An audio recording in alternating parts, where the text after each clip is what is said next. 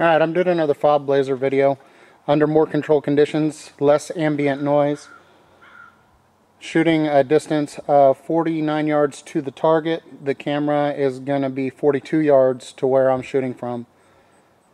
I'm going to be shooting the same bow, 100-pound GTO, and we're going to see if there's any difference with the less background noise. So let's take a couple shots and see if there's any kind of difference.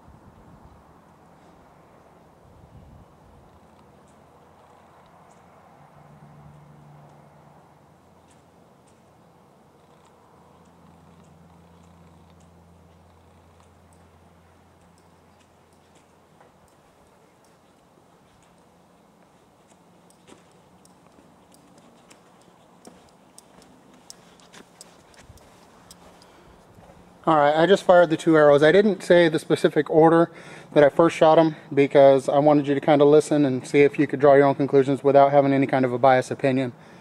I'll tell you now, but if you want to pause, re-listen, and then try it again, you can go ahead and do that.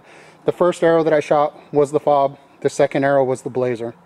So I don't know if there was any noise difference. I'm telling you this before I've actually listened to the video myself so that people don't think that I listened and then was able to say which arrow it was that I wanted to be quietest was the quietest. So anyways, that was the two arrows. I'm going to stop this video.